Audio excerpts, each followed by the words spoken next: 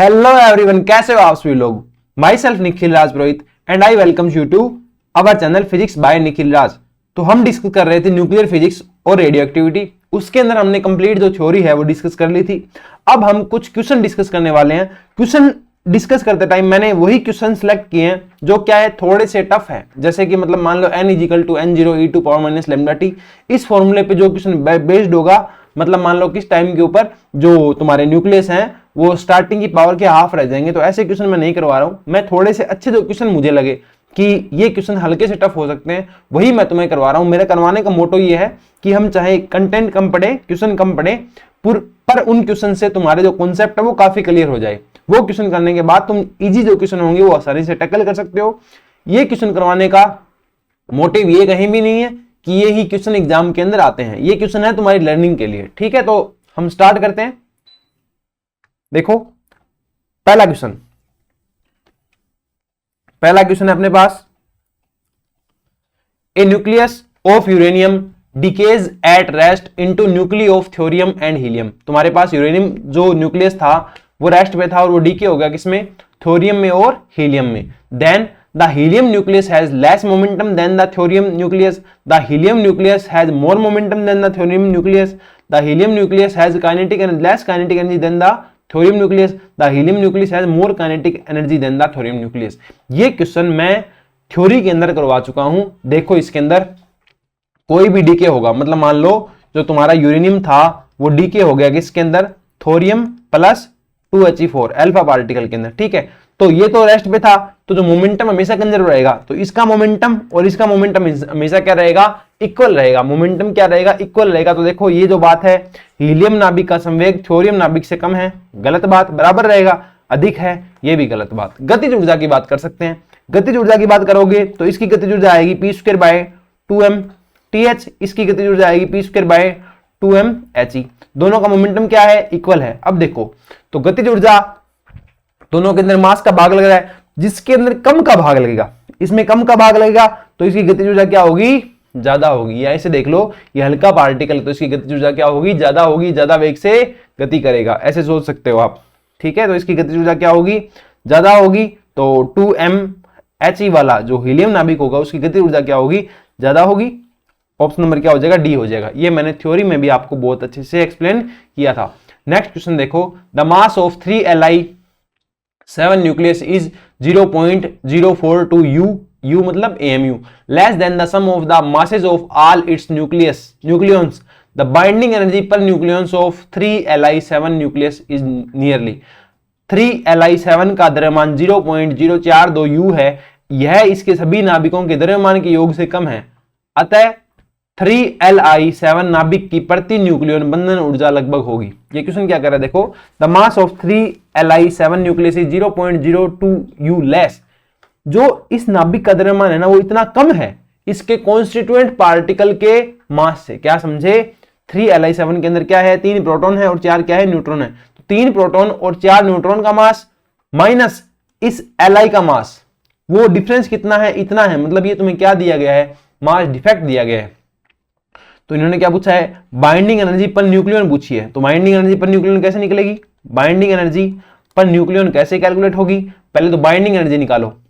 देखो binding energy कैसे आएगी, एक यू के करस्पॉन्डिंग एनर्जी कितनी होती है, 931.5 MeV।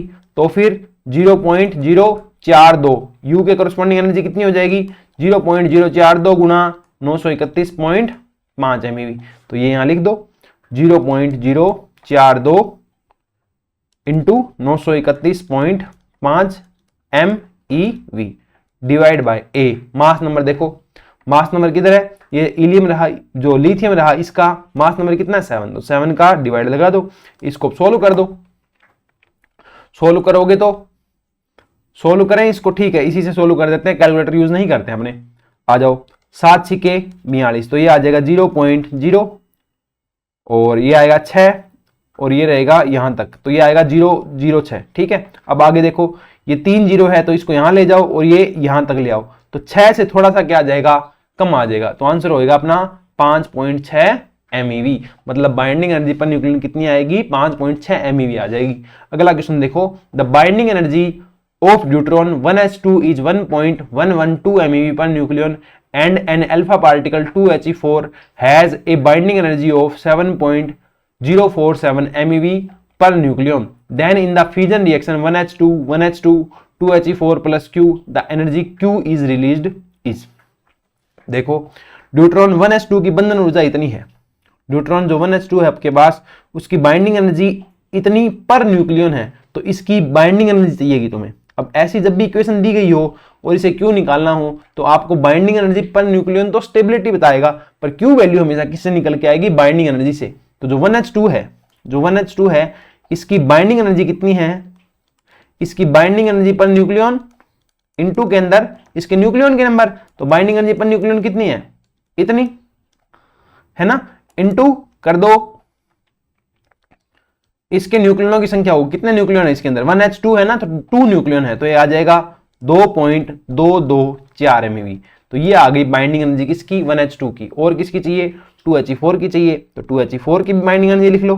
कैसे लिखोगे, बाइंडिंग एनर्जी पर न्यूक्लियन आपको दी गई है, ये वाली देखो 7.047 इंटू इसके न्यूक्लियनों की संख्या कितने हैं बेटा, सॉरी स्कूल के अंदर पढ़ाता हूं तो जैसे कि बेटा बोलने की आदत पड़ गई है तो उसके लिए सॉरी, यहां क्या हो जाएगा 4, तो ये बन जाएगा अपने पास 7 चौके 28 पॉइंट, और ये हो जाएगा 7 चौके 28, हासिल पाई 2, 4 चौक 16 और 2 18, हासिल पाई 8 और 4 चौक 16 और 2 18, तो ये बनेगा 28.188 MeV।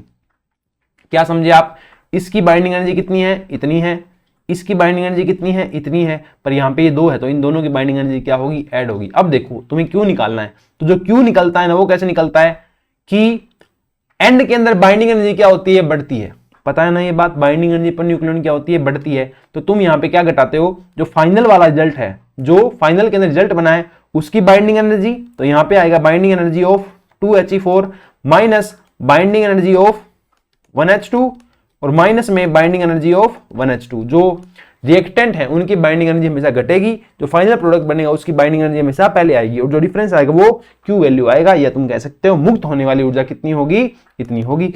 तो वैल्यू पुट करो 28.188, ये क्या है, दोनों बार सेम ही है, तो माइनस का 2 गुणा 2.224, ये कैलकुलेशन आप कर सकते हैं। मैं छोड़ सकता हूँ क्या ये कैलकुलेशन, छोड़ दूं क्या, चलो नहीं छोड़ रहा, सीधा ही बता देता हूं, 2 दूनी 4, ये आएगा लगभग 4.5, ठीक है, ये 4.5 आ जाएगा लगभग, मान लेता हूं, ये 28 आएगा, 28 से 4 गया 24, तो ये लगभग 23.5 आएगा, है क्या, ये आंसर।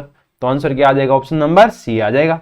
नेक्स्ट क्वेश्चन देखो, if R1 and R2 are the radius of the atomic nuclei, R1 and R2 are the radius of the atomic nuclei of mass number 64 and 125 respectively. Then the ratio R1 by R2 is, देखो R1 by R को ratio देखना है, और इनके atomic mass number कितने हैं, 64 है और 125 है। तुम्हें पता हो तो R समानुपाती कितना होगा, R0 a की पावर 1/3।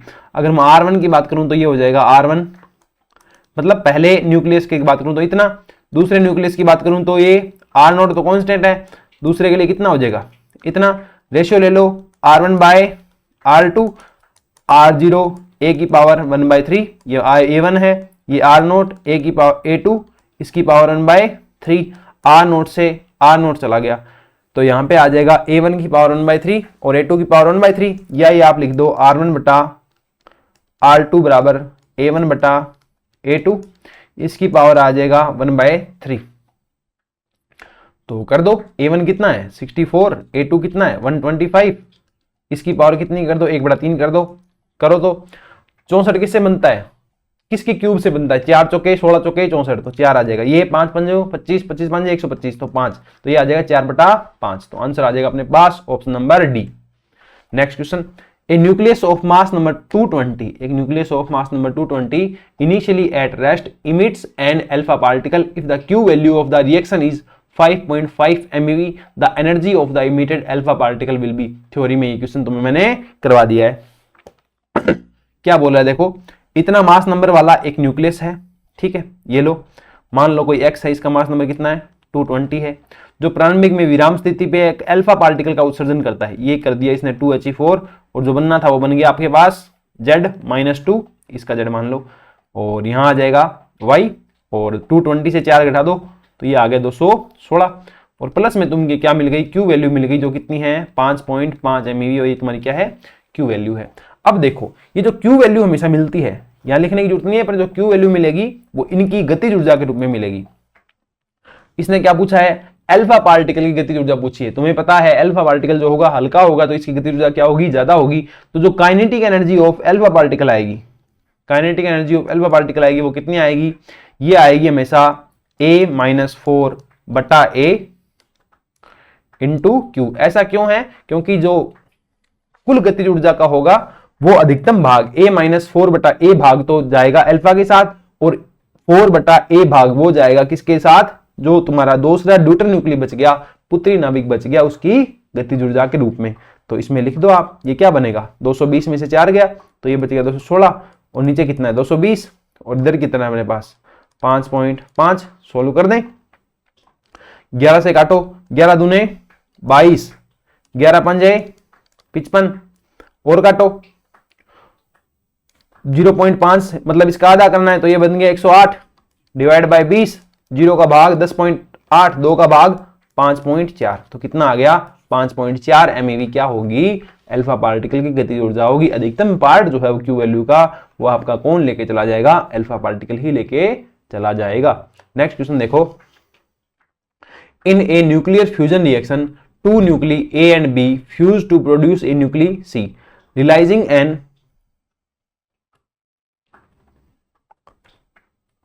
देखो, in a nuclear fusion reaction two nuclei A and B fuse to produce a nucleus C। A और B फ्यूज हुए, मतलब A और B ने मिलकर के क्या बनाया, C न्यूक्लियस बनाया। Releasing an amount of energy del E in this process, और इस प्रोसेस के अंदर क्या की, डेल E जो ऊर्जा है वो क्या कर दी, रिलीज कर दी। If the mass defect of the 3 nuclear, mass defect क्या है, इसका डेल Ma है, इसका डेल Mb है, इसका डेल Mc है respectively, then which of the following relation hold, here C is the speed of light. क्या कह रहा है, नाभिक संलयन अभिक्रिया में दो नाभिक A और B संलित होकर नाभिक C का निर्माण करते हैं, और इस अभिक्रिया में मुक्त ऊर्जा का मान क्या है, डेल E है। यदि इन तीनों नाभिकों में त्रुटित द्रव्यमान, तीनों द्रव्यमानों का जो अंतर है वो कितना है, डेल Ma है, डेल Mb है और डेल Mc है, तब इनमें से कौन सा संबंध सत्य है। देखो, अगर तुम्हें मास डिफेक्ट दे दिया तो मास डिफेक्ट की हेल्प से तुम क्या कर सकते हो, इनकी बाइंडिंग एनर्जी लिख सकते हो। लिखो तो, इसकी बाइंडिंग एनर्जी क्या आ जाएगी, डेल Ma c², है ना, आइंस्टाइन के द्रव्यमान ऊर्जा संबंध से c²। और अगर बाइंडिंग एनर्जी आ गई है, तीनों की बाइंडिंग एनर्जी आ गई, तो ये क्यू वैल्यू कैसे लिखते हैं, वो अभी के अभी हमने लास्ट न्यूमेरिकल में देखी है। जो क्यू वैल्यू होती है जिसको हमने डेल E लिखा है, ये कैसे लिखते हैं, इसकी बाइंडिंग एनर्जी माइनस इन दोनों की बाइंडिंग एनर्जी, तो लिख दो del MC minus del MB c² minus del MA c² common है तो इसके डिवाइड में ले जाओ, तो डेल E/c² बराबर del MC minus del MB और माइनस का डेल MA। इससे आगे देखो कहां सोल्व किया है, ये कर रखा ना सोल्व, m माइनस में डेल E/c² ज्यादा है, ये प्लस में है ना, जो भी है, तो इन दोनों को आप इधर ले आओ और डेल E/c को इधर ले जाओ, और ये जो दोनों हैं इनको इधर ले जाओ, करो तो ये बनेगा del MC minus del E/c² बराबर में क्या आ जाएगा, del MB plus del MA। तो ये अपने पास देखो कहां है, ऑप्शन नंबर 1 में है, तो ये अपना क्या हो जाएगा, आंसर हो जाएगा। मास डिफेक्ट आप समझ गए ना, किसी भी न्यूक्लियस के लिए मास डिफेक्ट क्या होता है, ये मैं पढ़ा चुका हूं लेक्चर के अंदर, उसी एक चीज को बार बार रिपीट करेंगे तो जो लेक्चर है वो काफी बड़े हो जाएंगे। कंटेंट हमेशा कंसाइज और टू द पॉइंट होना चाहिए, तभी आपको ज्यादा फायदा होता है ना, क्योंकि सेम चीज को रिपीट करने की जगह उसी टाइम के अंदर मैं और कुछ नई चीज लेके आऊंगा, वो आपको ज्यादा बेनिफिट देगा। नेक्स्ट क्वेश्चन देखो, a radioactive sample S1 has the activity A1 has twice the number of nuclei as another sample S2 of activity A2. If A2 is equal to 2A1, then the ratio of the half life of S1 to the half life of S2 is। ये question बढ़िया question है। देखो क्या बोला है,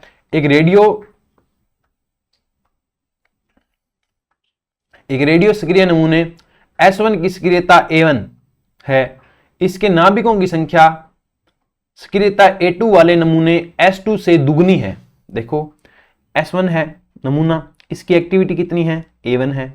A1 को कैसे लिखते हैं, लैम्डा 1 और N1, इसके नाभिकों की संख्या, और एक S2 वाला है, इसकी एक्टिविटी कितनी होगी, A2 होगी, और इसको कैसे लिखेंगे, लैम्डा 2 N2। ये फॉर्मूले कहाँ हैं, चैप्टर के अंदर है, थ्योरी वाला लेक्चर देख लेना। S2 से दुगनी है, क्या बोला है, A2 वाले अन्य नमूने S से दुगनी है, मतलब A1 वाले के अंदर नाभिकों की संख्या जो N1 है, इसकी संख्या जो है वो S2 वाले नाभिकों की संख्या से दोगुनी है। ठीक है जी, लिख दिया। यदि A2 इजिकल टू 2A1 है, ये चीज भी दे रखी है कि A2 इजिकल टू क्या है, 2A1 है, तो S1 की अर्धायु का S2 की अर्धायु से अनुपात होगा। तो आपको T हाफ ऑफ S1 बटा T हाफ ऑफ S2 निकालना है। T हाफ क्या होता है, 0.693 भाग लैम्डा 1, क्योंकि S1 की बात हो रही है, इंटू इस वाला आ जाएगा 0.693 बटा यहाँ पे क्या आ जाएगा, लैम्डा 2। तो ये रेशियो क्या बना, लैम्डा 2 बटा लैम्डा 1, मतलब अपने को क्या बताना है, लैम्डा 2 बटा लैम्डा 1 बताना है। अब इसके अंदर मान पुट करो, A2 जो है, A2 का मान क्या है, लैम्डा 2 N2, अच्छा 2 गुणा A1 का मान क्या है, लैम्डा 1 N1, और अब N1 का मान फिर से दे दिया, तो लैम्डा 2 N2 बराबर 2, लैम्डा 1 N1 का मान पुट कर दो 2N2, तो N2 से N2 गया, ये बचा लैम्डा 2 बराबर 4 लैम्डा 1। आपको चाहिए लैम्डा 2 बटा लैम्डा 1, लैम्डा 2 बटा लैम्डा 1, ये कितना आ जाएगा, 4 आ जाएगा। तो देखो क्या बोला है, S1 की अर्धायु का S2 की अर्धायु से, यही अपने निकाला था, लैम्डा 2 बटा लैम्डा 1 अपना आंसर था, लैम्डा 2 बटा लैम्डा 1 कितना है, 4 है। तो आंसर क्या आ गया, 4 आ गया। होपफुली आपको ये न्यूमेरिकल अच्छे से समझ में आया होगा। नेक्स्ट क्वेश्चन देखो, during the beta decay, beta decay के अंदर क्या होता है, क्या बोल रहा है, देखो N atomic electron is ejected, beta decay के अंदर एटॉमिक इलेक्ट्रॉन निकलता है, पहली बात। दूसरी बात, an electron already present with in the nucleus is elected, एक इलेक्ट्रॉन न्यूक्लियस के अंदर है वो बाहर निकलता है। मैंने बताया था न्यूक्लियस के अंदर कभी इलेक्ट्रॉन होता ही नहीं है, तो ये ऑप्शन तो बिल्कुल गलत है। A proton in the nucleus decay emitting an electron, एक प्रोटॉन है वो एक इलेक्ट्रॉन में चेंज हो जाता है, क्या ये पॉसिबल है, क्या पॉजिटिव वाला नेगेटिव वाले में जाएगा, तो यहां पे इसको कितना आना पड़ेगा, 2 पॉजिटिव 1 के आने पड़ेंगे, ये पॉसिबल है क्या, ये भी नहीं है। चौथा क्या है, a neutron in the nucleus decay emitting electron, मैंने बताया था एक जो न्यूट्रॉन होता है वो किस में चेंज होता है, इलेक्ट्रॉन प्लस प्रोटॉन में कन्वर्ट होता है, तो इनका जो जोड़ होगा इसका वो 0 हो जाएगा, तो ये तुम्हारा न्यूट्रॉन बन गया। तो हमेशा क्या होगा कि न्यूक्लियस के अंदर जो न्यूट्रॉन है एन जो है वो चेंज हो रहा है इलेक्ट्रॉन प्लस प्रोटॉन के अंदर, तो ये तुम्हारे पास क्या हो जाएगा, बीटा डीके के अंदर चौथा ऑप्शन सही हो जाएगा। बीटा डीके की जहां भी बात होगी वो कौन सा डीके होगा, बीटा नेगेटिव डीके होगा, मैंने आपको ये पहले भी बताया था। तो यहां क्या होगा, एक न्यूट्रॉन जो है वो इलेक्ट्रॉन प्लस प्रोटॉन में चेंज हो रहा होगा। ओके, ऑप्शन नंबर डी हो जाएगा। एटॉमिक इलेक्ट्रॉन नहीं होता है, जो बीटा डीके है वो न्यूक्लियस की बात है, तो हम न्यूक्लियस की बात करेंगे, एटम की बात नहीं करेंगे। नेक्स्ट क्वेश्चन देखो, इसमें आपको क्या आना चाहिए, जोड़ बाकी आना चाहिए, क्या आना चाहिए, जोड़ बाकी आना चाहिए। In the nuclear reaction ZXA plus 0N1 change हो रहा है 2He4 plus 3Li7, then the term X will be, इसमें टर्म X क्या होगी, नाभिकीय अभिक्रिया ZXA plus 0N1 plus 2He4 plus 3Li7 में X है, यहाँ X क्या है, देखो इधर देखो, Z का क्रमांक देखो, 2 प्लस 3 क्या है, 5 है, 5 में से 0 कहां गया, यहां गया, तो ये क्या आएगा, 5, जोड़ देखो 5 और 0 5, 2 और 3 5, ठीक है, 7 और 4 11, और ये क्या है 1, तो इधर कितना बचा 10, तो ये कितना है 5Z 10। अब देखो 5 पे कौन आता है, 5 पे बोरोन आता है, तो ये बनेगा 5 बोरोन 10, इसे चाहे ऐसे लिखो और चाहे इसको कैसे लिखो, ऐसे लिखो, तो your answer will be option number 1। क्या करना है, ऊपर वाले जोड़ घटाव देख लो, नीचे वाले जोड़ घटाव देख लो, तुम्हारा आंसर क्या हो जाएगा, सही हो जाएगा। Next question, A freshly prepared radioactive sample of half life 4 hours emits radiation of intensity which is 64 times of its safe level, the minimum hours after which it would be safe to work। एक fresh सी तुम्हारे पास prepared radioactive sample of half life, एक sample है जिसकी half life कितनी है, अर्धायु कितनी है, 4 घंटे है। इमिट्स रेडिएशन ऑफ इंटेंसिटी, एक रेडिएशन इमिट करता है जिसकी जो इंटेंसिटी है वो कितनी है, 64 टाइम है, 64 गुना है तुम्हारे सेफ लेवल से, मतलब सेफ लेवल से 64 गुना उसकी क्या है, इंटेंसिटी है। The minimum hours after which it would be safe to work. Safe to work मतलब 64 गुना है तो 64 को 1 पे लेके आना है, 64 को कितने पे लेके आना है, 1 पे लेके आना है। ये कैसे होगा, उसकी हाफ लाइफ दे रखी है ना, उसी से होगा। देखो हाफ लाइफ के लिए फॉर्मूला क्या था, n जो है वो कितना हो जाता है, n नोट 1/2 की पावर n हो जाता है। ठीक है, आपको क्या करना है, ये क्या है 64 है, ये एक तरीके से क्या है 64 है, और तुम्हें 64 को क्या बनाना है, 1 बनाना है। तो कैसे बनाओगे, तुम्हें क्या बनाना है, अंत में क्या हो जाना चाहिए, लेवल 1 हो जाना चाहिए, और स्टार्टिंग में कितना है 64। अब 1/2 यहां क्या है, n है, ये n कितना होगा, n कितना होगा, देखो n क्या था, टोटल टाइम बटा टी ऑफ। टोटल टाइम तुम्हें पता करना है, टोटल टाइम कितना हो जाएगा, n गुणा टी हाफ। टोटल टाइम तुम्हें भी पता नहीं है तो ये आ जाएगा टी हाफ। कितना करोगे, देखो n का मान कितना होना चाहिए,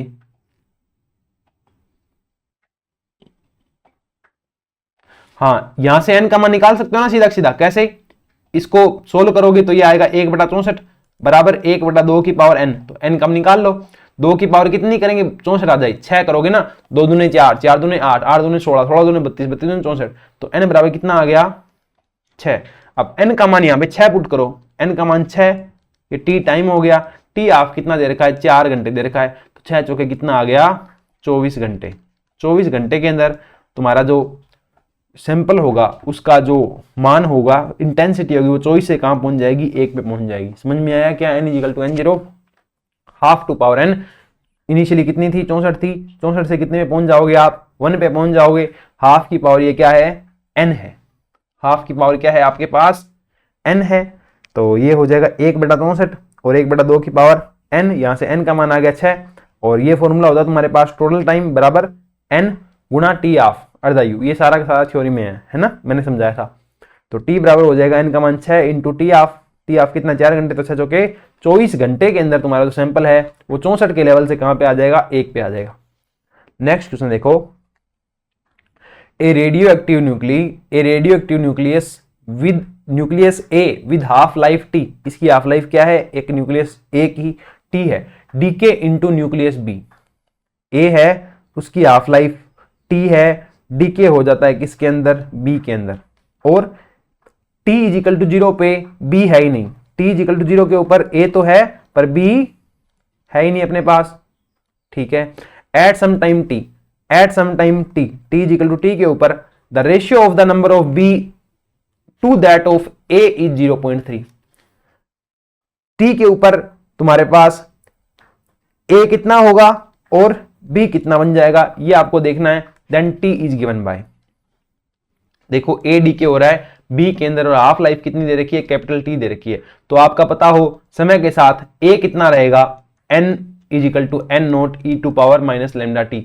मतलब जो a है वो डीके कितना हो जाएगा, डीके कितना हो जाएगा 1 माइनस का n, या मैं लिख दूं 1 minus n note, n minus n note,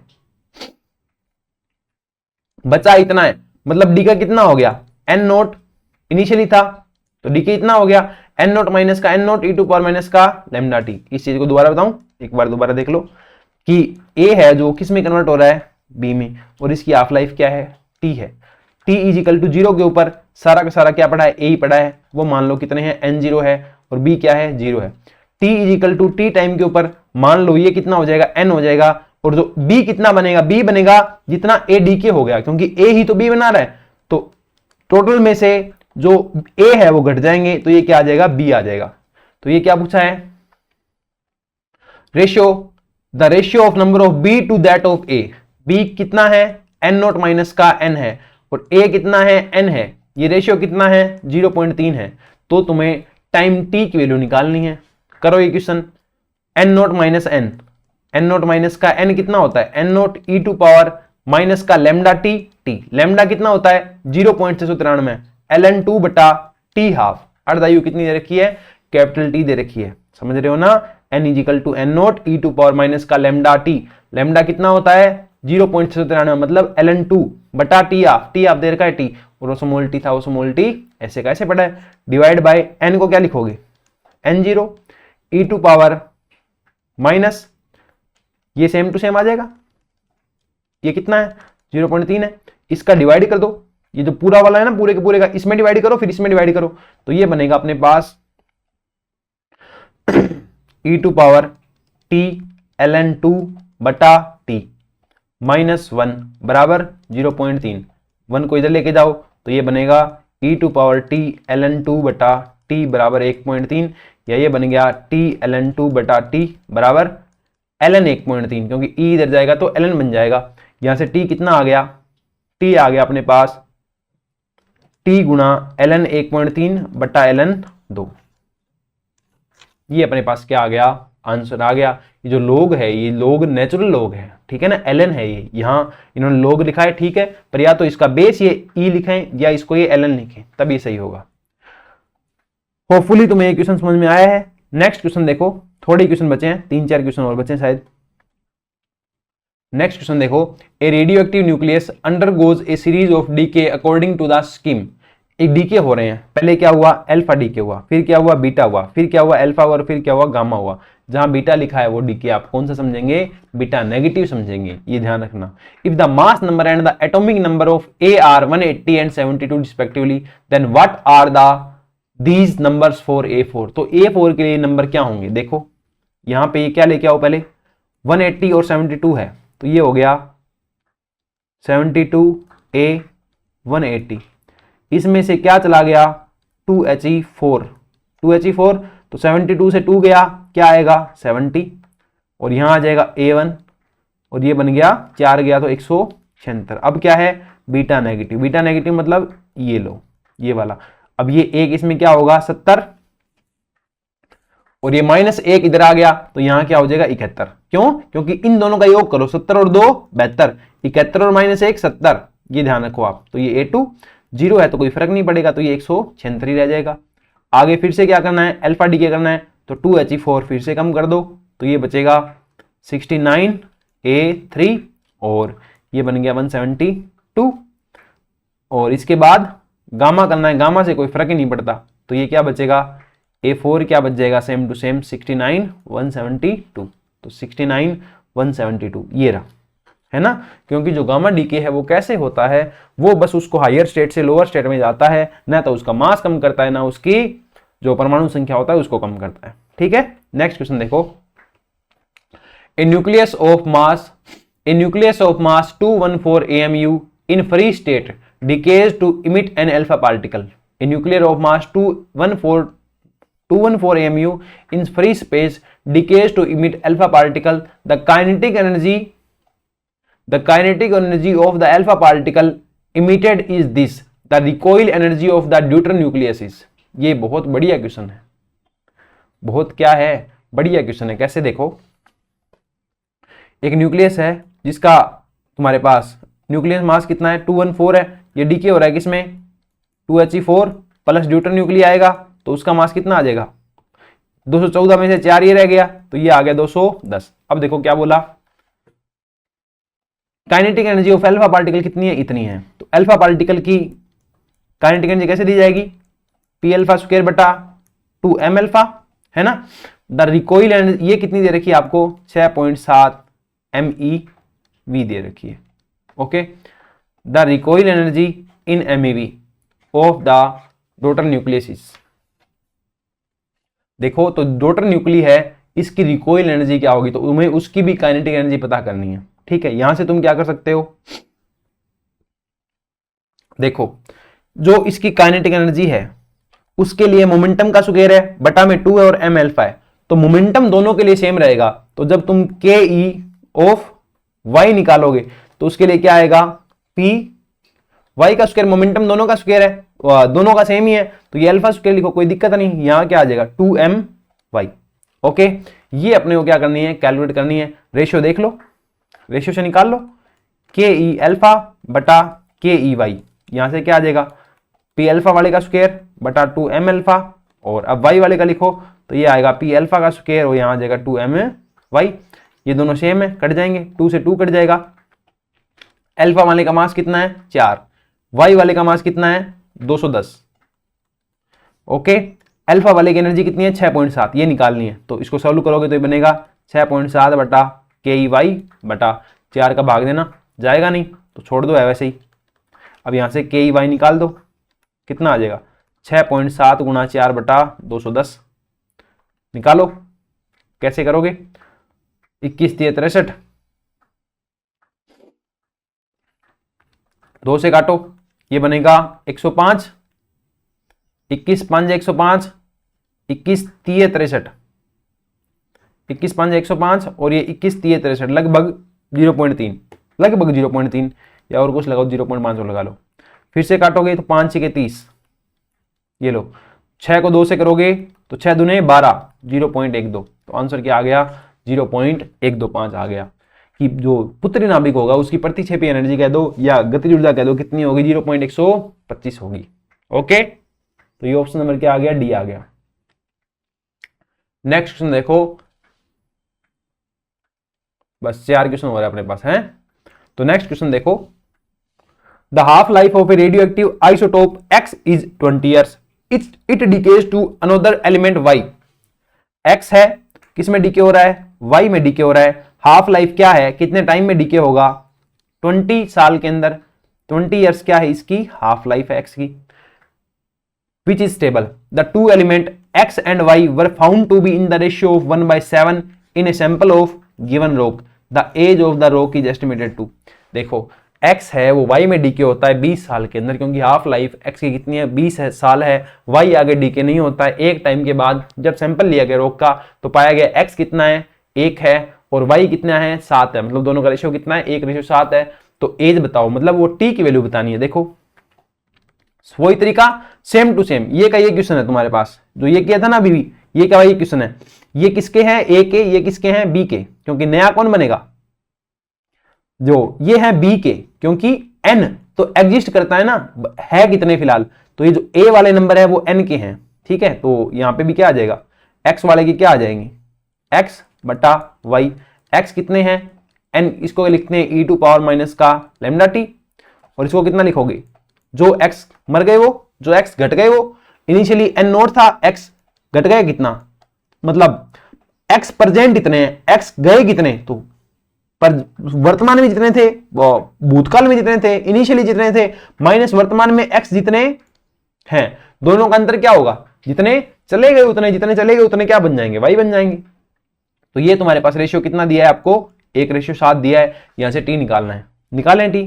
ठीक है, पहले तो डिवाइड कर दो, तो ये बन जाएगा 1 बटा इसका इसमें डिवाइड करोगे तो ये बनेगा e to power lambda t, ये 1 बन गया, ये 1/7 बन गया। सॉल्यूशन कर दो, सॉल्यूशन करोगे तो ये बनेगा अपने पास 1 7 7 और इधर ये 1 ही आएगा, तो 1 7 7 बराबर e to power lambda t minus 1, 1 इधर जाएगा तो e to power lambda t बराबर क्या आ गया 8 आ गया,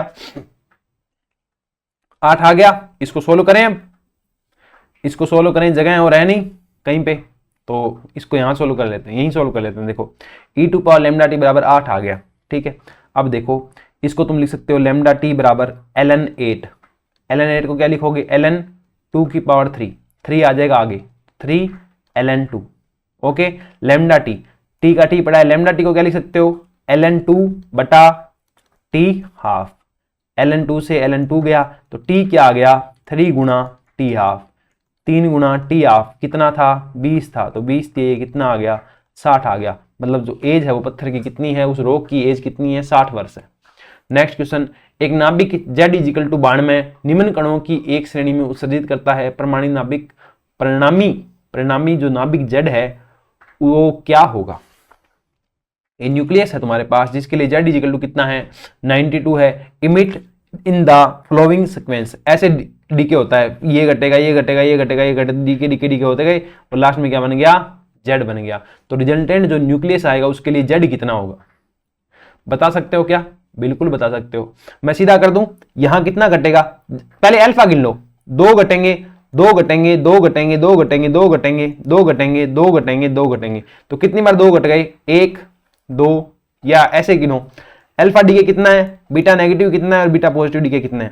अल्फा कितना है, 1 2 3 4 5 6 7 8, 8 बार अल्फा डीके करवाना है। बीटा नेगेटिव कितनी बार करवाना है, 1 2 3 4, 4 बार बीटा नेगेटिव डीके करवाना है। बीटा पॉजिटिव डीके जब भी होगा तब अलग से तुम्हें देगा, देखो दिया है, तो बीटा पॉजिटिव कितनी बार है, 2 बार है, 2 बार बीटा पॉजिटिव करवा दो, तो करवाओ। 92x था, इसमें से 8 बार क्या घटा दो, 2He4 घटा दो, और क्या कर दो, 4 बार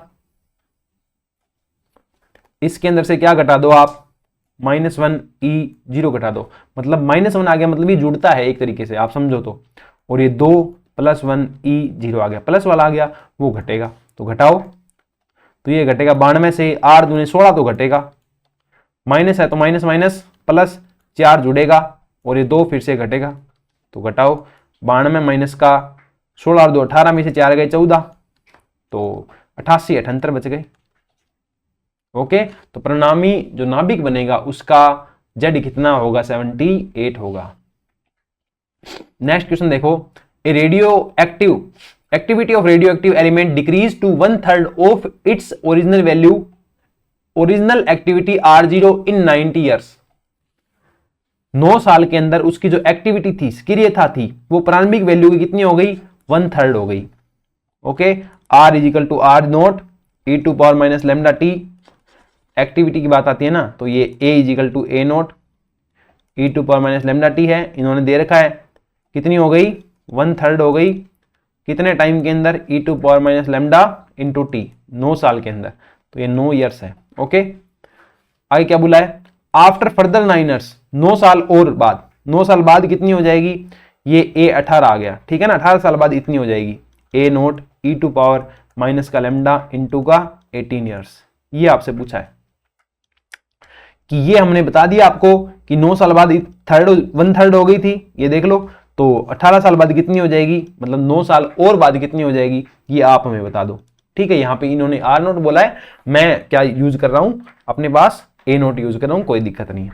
करो सोल्व, करें क्या सोल्व, देखो क्या मैं इसको इसकी स्क्वायर लिख सकता हूं, बिल्कुल लिख सकता हूं, A0 e⁻ λ × 9 ईयर्स, इसकी स्क्वायर लिख सकता हूं क्या,